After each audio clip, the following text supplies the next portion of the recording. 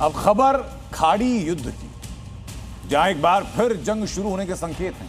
Trump भले शांति की बात कर रहे हो, मुनीर को वहां दौड़ा रहे हो, लेकिन ईरान को यह पता है कि ट्रंप सोचते कुछ और हैं, करते कुछ और हैं, कहते कुछ और हैं, होता कुछ और है। यही वजह कि ईरान सीज फायर के बाद और उसके बीच ईरान ने अपनी जंगी तैयारियों को तेजी से बढ़ाने का काम किया। एक नए सिरे से हथियार बनाने में ईरान की फैक्ट्री जुटी हैं। इसका खुलासा किया है अमेरिका की एक खुफिया रिपोर्ट ने। जंग में सीज फायर, ईरान फिर तैयार। अमेरिका के 60 अटैक, खलीफा बाउंस बैक। पहले घायल था, अब घातक हुआ, खाड़ी में फिर से घमासान होगा।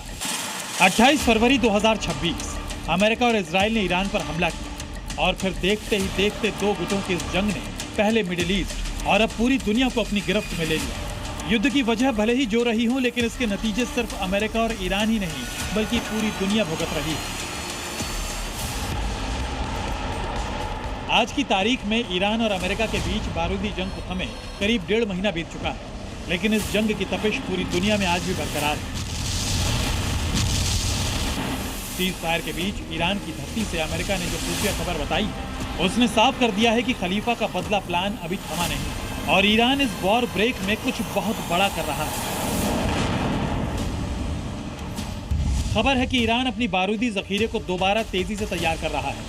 रिपोर्ट के मुताबिक ईरान मिसाइल लॉन्चर और मिसाइल साइट रेडी कर रहा है। ईरान ने हथियार बनाने वाली फैक्ट्रीज को फिर से तैयार कर लिया। अमेरिकी दिग्गजों का मानना है कि सिर्फ 6 महीने में ईरान अपनी ड्रोन हमले की क्षमता को तैयार कर लेगा। मिडिल ईस्ट की जंग ने अमेरिका की हालत टाइट कर दी है और ट्रंप ने शांति के नाम पर पाकिस्तानी जनरल मुनीर को पोस्टमैन भी बना रखा है। लेकिन इजराइल ईरान को झुकाए बिना जंग रोकना नहीं चाहता। इसके लिए इजराइल न सिर्फ ट्रंप पर प्रेशर बना रहा है, बल्कि ईरान को मिल रही मदद से भी नाराज है। दरअसल अमेरिका की रिपोर्ट में खुलासा हुआ है कि ईरान को दोबारा खड़ा करने में रूस और चीन मदद कर रहे हैं। चीन अब भी ईरान को मिसाइल बनाने वाले पार्ट्स दे रहा है और रूस की तरफ से भी ईरान को लॉजिस्टिक सपोर्ट की खबर है। अमेरिकी रिपोर्ट्स में यह भी दावा किया गया है कि ईरान की बैलिस्टिक मिसाइल, ड्रोन और एयर डिफेंस क्षमता पूरी तरह खत्म नहीं हुई है। इससे पहले भी ये बात सामने आई थी कि अमेरिकी हमलों के बाद ईरान के करीब आधे मिसाइल लॉन्चर बच गए थे। अब नई रिपोर्ट बता रही है कि ईरान के 2/3 लॉन्चर अब भी मौजूद हैं और युद्ध विराम के बीच ईरान ने कई दबे हुए लॉन्चर्स दोबारा खड़े कर लिए हैं।